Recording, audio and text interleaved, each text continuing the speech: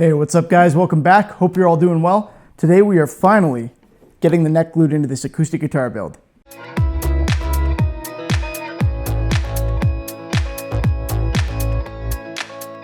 So I took a bit of a survey, I guess we'll call it, last time. You'll see I burned through my finish a little bit, working on a new polishing system. So not ideal, but fixable. And I asked in the last video in this series, should I do that with the neck on? Should I fix it with the neck on or with the neck off? And I had a mix of answers. Some people said, look, we're more likely to have to do this with the neck on our builds if something goes wrong, if there's a blemish on the finish.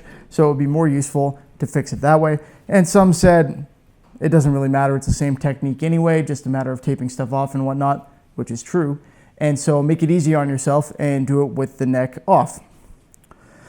So I'm going to make it harder on myself, and I'm going to glue the neck on first, and then we're going to go in and do this repair. I'm a little nervous that I'm going to have my Great Guitar Build-Off kit showing up one of these days, which I hope it will, and I'll have to kind of divert to doing that and whatnot. So I'd like to try and get this thing assembled before that happens, because by the time that build shows up, it's probably going to be a bit of a rush build for me. So hopefully I can get this done. That meaning, essentially, I'm going to get the neck in. I'm going to basically build this thing the rest of the way. Then I'll do that repair work, and then we'll do the cool modifications that I have with all the parts I got from Solo Music Gear.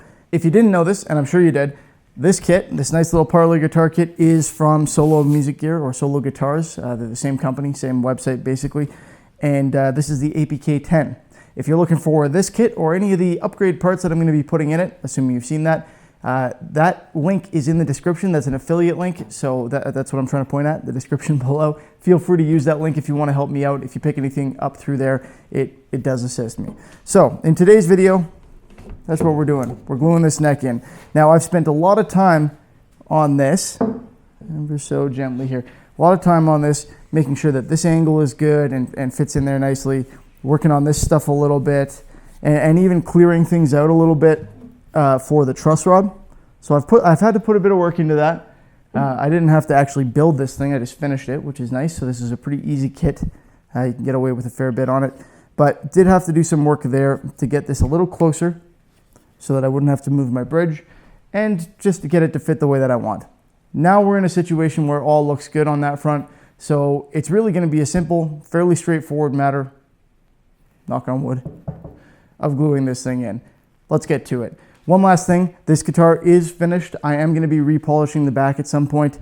I'm not putting it on my usual mat, my soft mat here when I glue it, because I don't want to get glue on the mat if any comes out. But what I am going to do is just put down kind of a shelf liner there. So we'll use that to keep this in place and keep it from getting damaged.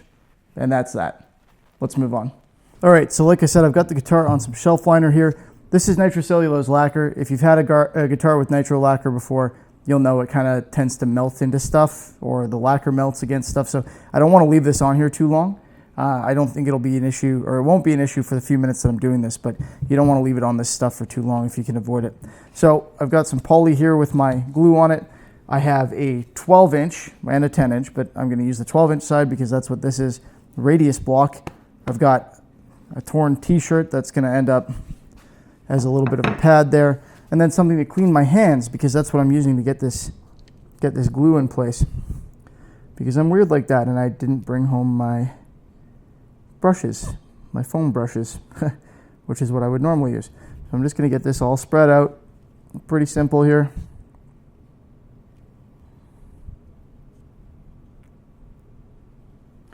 You don't want to use an insane amount of glue. You don't want it all squeezing out all over the place, but a thin layer. I think everybody probably knows how to glue stuff at this point, but it's hard to say sometimes. So don't put it on your truss rod if you can avoid it, but you do want to get it all the way around.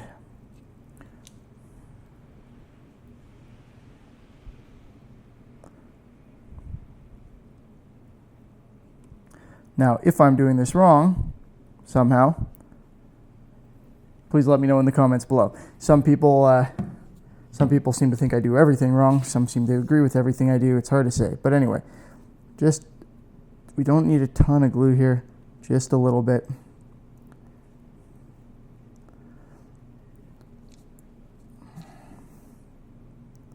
Oh, and if your objection to what I'm doing is simply that I'm using my hands, then don't bother. I know, something else would be better. I just don't have it handy. All right.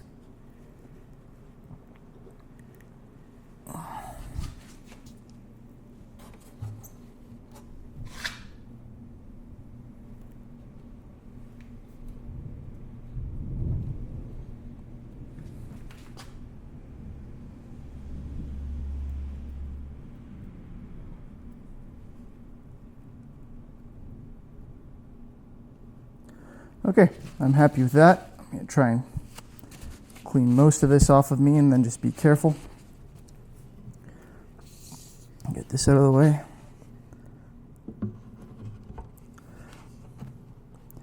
Get this guy pressed into place.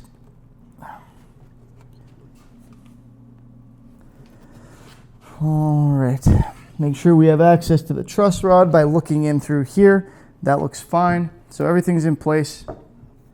And then we're going to clamp it down using that and some clamps. There's a little block under there that you can clamp against.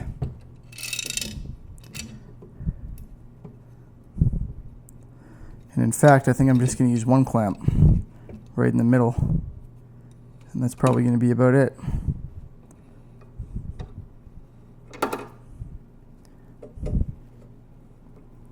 Right, so we'll put some pressure on there and then check everything.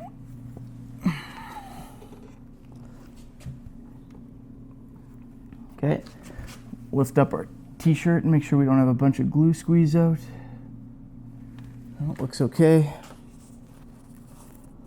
Looks okay. Please forgive me for using the phrase lift up our t-shirt. Slide this over just a touch.